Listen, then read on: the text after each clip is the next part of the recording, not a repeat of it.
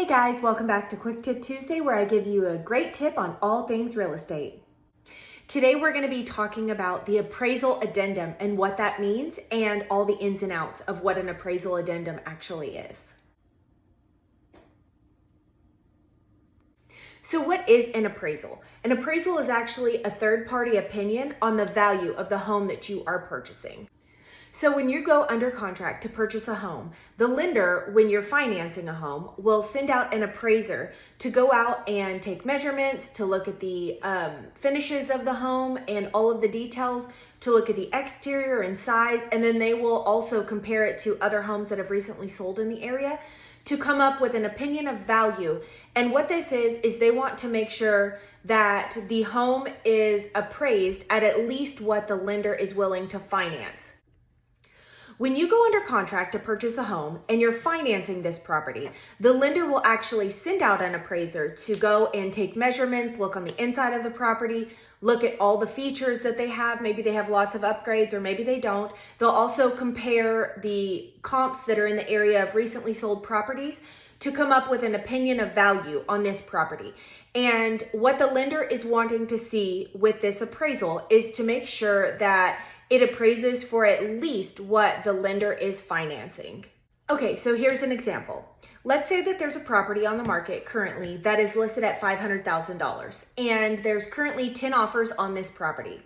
You come in and you fall in love with the property and you put in an offer at $575,000. Well, at this point, when your offer is accepted, the lender will send out an appraiser to do an appraisal of value to see what it is worth. So one of three things can happen at this point. When the lender sends out an appraiser, they come out and they inspect the property and they determine that the house is actually worth $575,000. You're good to go. It appraises for exactly the sales price and you move forward and close a couple days later. Okay, so the second thing that could happen is the lender sends out the appraiser and the appraiser determines that the home is actually worth $600,000. Well, at this point, you see that the home has $25,000 in equity, which is great. Now, this does not change the sales price. Your contract would still be purchasing the property at $575,000, not the $600,000 amount. Just because the appraiser comes out at $600,000 does not change anything. But it does give you the knowledge that you currently have $25,000 in equity. So at this point, the lender would come back to you and say, hey, we're good to go, and you close a couple days later. So the third thing that could happen is the appraiser comes out and gives the appraised value of the property as less than the contract price. So in the example, we have the $500,000 listed property. You've come in and you've won the offer at $575,000. Well, the appraiser comes in and they say, nope, it's actually worth $525,000, which gives you a $50,000 gap. Now, in a normal market, what would happen is you as the buyer would go back to your agent. The agents would talk with the seller's agent and you would renegotiate the price and hopefully come to an amount that you both the buyer and the seller agree to, that you can meet in the middle, or they come down all the way to the appraised value. However, in this market, this happens very often that the appraised value is less. So what happens is the sellers during this market right now are expecting the buyers to pay that gap. So at closing, this amount would be due plus your down payment. So that's basically how an appraisal works. Now, what I'm going to do is I'm going to break down each step of the appraisal waiver addendum so that you can see exactly how to navigate these waters. So I have the appraisal addendum that I'm going to go through with you paragraph by paragraph to help you navigate what each paragraph means and how to fill it out in this market and still win an offer. So here's the TREC addendum, and the full actual name for it is an addendum concerning right to terminate due to lender's appraisal.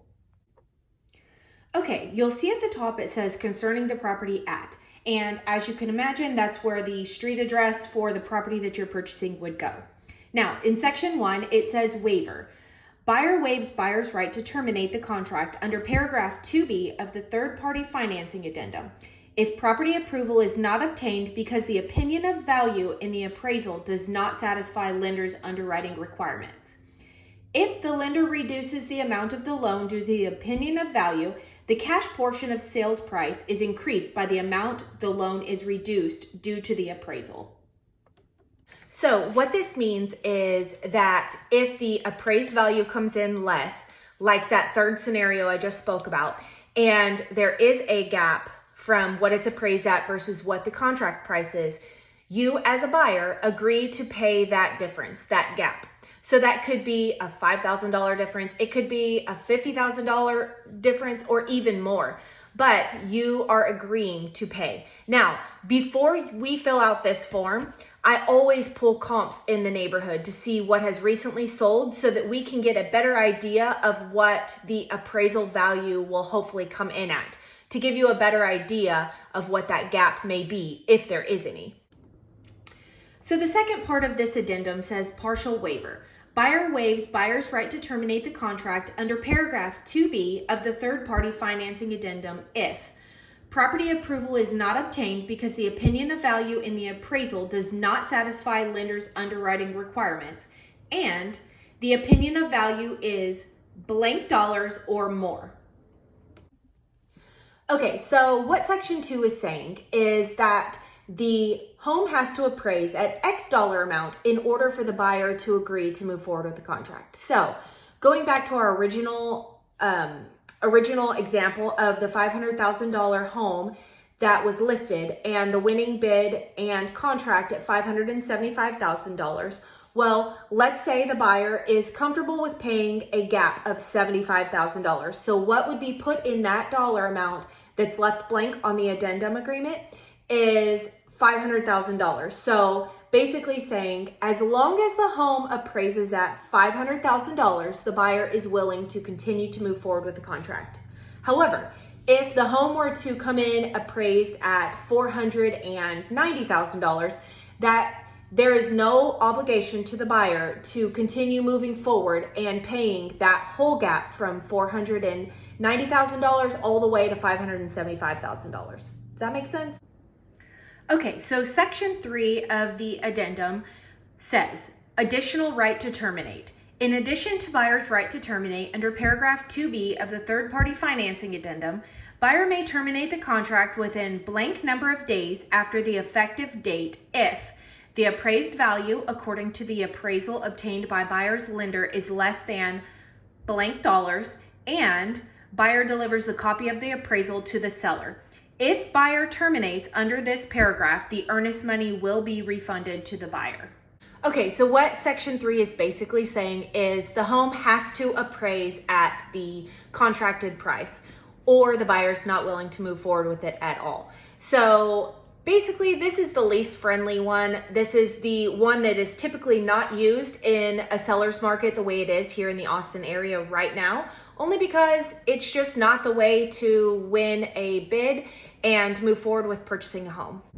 Okay, so that was the breakdown of the appraisal waiver addendum.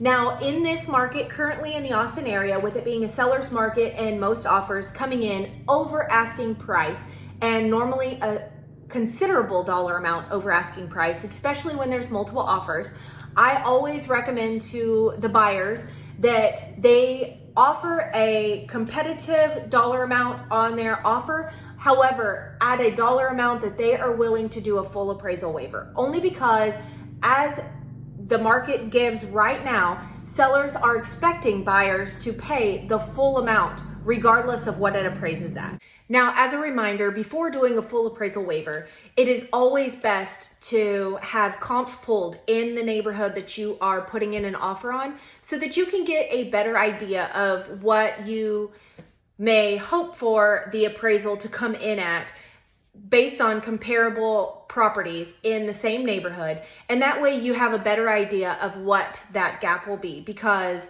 with the market the way it is and sellers expecting buyers to pay the full gap between what it appraises at versus what the contract price is, it just gives the buyers a better sense of knowledge on what that gap will be and what they are expected to pay over if they do a full appraisal waiver.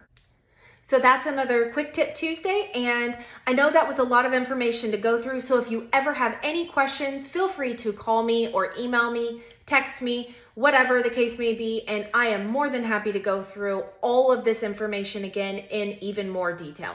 My number is 512-903-4859. And as always, reach out to me with all of your real estate needs.